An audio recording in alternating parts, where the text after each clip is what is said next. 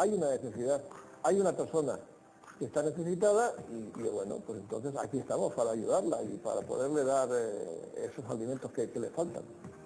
Des de fa 15 anys, la Fundació Banc d'Aliments es dedica a la recollida i posterior distribució a les ONG de menjar per als col·lectius més castigats per la pobresa.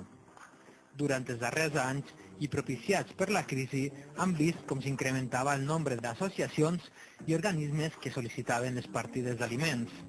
Atendemos a toda serie de personas, porque por supuesto, aunque tenemos suficientemente claro nuestras propias creencias, aquí atendemos a cualquier persona que tenga necesidad, es decir, digamos, esa persona que tiene necesidad. La Fundació distribueix aliments procedents del Fons de Cohesió Europeu, de donacions d'empreses, particulars i institucions privades per a les persones més necessitades de la nostra comunitat. Estamos repartiendo los productos de la Comunidad Económica Europea y esta partida de compra, pues gracias a la obra social desde Nostra. No me duelen prendas en reconocerlo y en decirlo. A ver si así animo a más.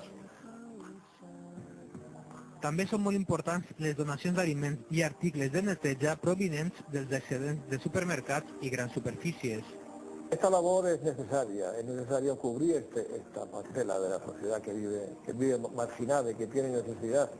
Tots els aliments els rep gratuïtament i també gratuïtament els distribueix a més de 70 centres socials, ONG i fundacions que atenen menors, persones amb discapacitat, adults amb problemes, malalts y personas grandes.